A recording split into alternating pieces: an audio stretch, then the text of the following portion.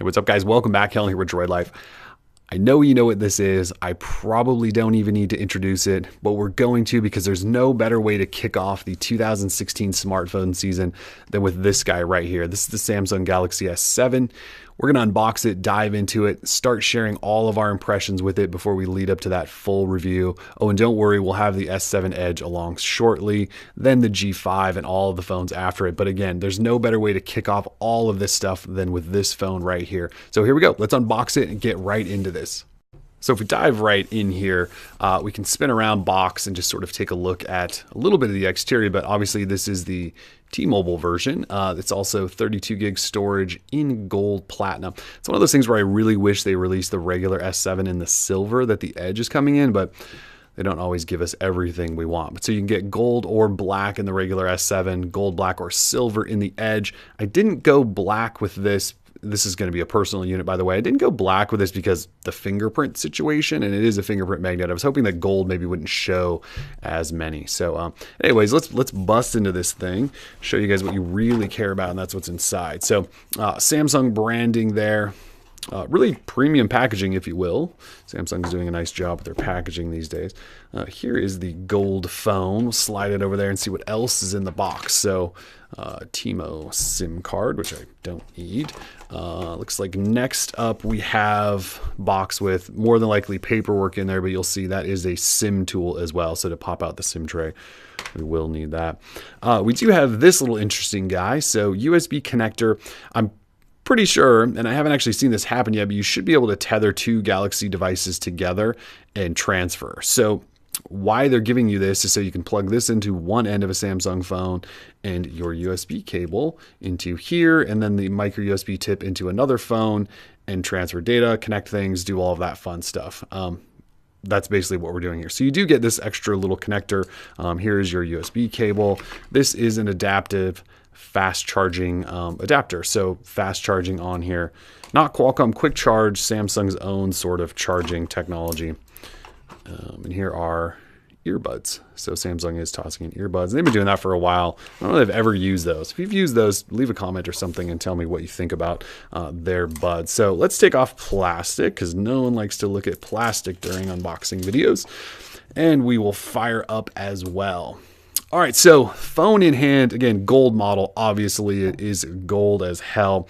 So minimal S7 branding here, Samsung here. And again, this is a T-Mobile model. If you had Verizon or AT&T, you would see AT&T logos and Verizon logos and that sort of thing. So the T-Mobile models are obviously always going to be a better option if you don't really like seeing carrier branding. And you should be able to unlock this thing to work it on AT&T as well. So just keep that in mind.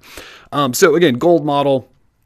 Let's run through specs. We've got a 5.1 inch Quad HD Super AMOLED display, which DisplayMate has already called the best smartphone display ever made. Have a physical home button down here, which is slightly squarer, I would say, compared to last year's S6. Doubles as a fingerprint reader, so we'll obviously test that to see how that goes. Capacitive back and app switcher buttons there as well. Front camera up top, 5 megapixel f1.7, so it should be good in low lights, and 5 megapixel is enough resolution for those selfies. If we take a tour to the side, you do have volume rocker in that similar spot over here on the left, and on the right you do have a power lock switch. If we go up top, you actually see this little slot right here. That is your SIM tray, which doubles as a micro SD slot. So the phone comes with 32 gig of storage in the US. We may get 64 gig models later on down the road, but out of the gate, they're only selling 32. And this slot will come in handy because you can toss an SD card in there up to 200 gigabytes. So you can add on quite a bit of expandable storage. You can't use Marshmallow's adopted storage, which we've written a post about. You can check that out at the site, but you can expand it up to 200 gigabytes for photos and videos and things like that. You'll see right here, it says Qualcomm 4G, this little sticker, which I'm going to take off right now because stickers do drive me nuts. So this is running Qualcomm Snapdragon 820, and that is the model we're getting in the US, is the Snapdragon 820 powered version. I believe in Canada and elsewhere they're getting Exynos powered S7s. We got the Snapdragon 820. On the back here, 12 megapixel camera with dual pixel technology. So that's down from last year's 16 megapixel shooter, but that's the difference between 12 and 16 is resolution. They're still big enough photos that you can share and print them if you need to and things like that. But in our short time with this phone a week or so ago, we were pretty impressed at how fast it focused and shot photos in decent light, poor light, all of that. So you do have your LED flash over here and heart rate sensor. Has a 3000 milliamp hour battery on the inside, 4 gig of RAM, and NFC, MST. So MST is going to be your technology that powers Samsung Pay and allows you to tap terminals and pay essentially at any location.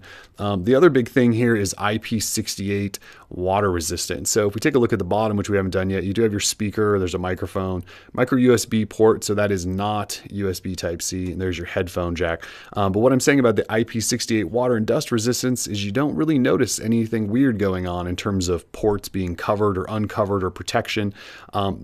They were able to do it manufacturing with water resistance without sort of giving up the look. And Sony's been able to do this with some of their phones for a while, but you don't have flaps and ports and things like that like you may have had on your Galaxy S5, which was also water resistant. So at IP68, we're talking full dunking in water, using underwater to take pictures if you want. You can rinse the phone off if it gets dirty under a faucet, take it into a pool, just not too deep. You can sort of do a lot with that. And then I didn't mention this, but it does have fast wireless charging, just like the Note 5.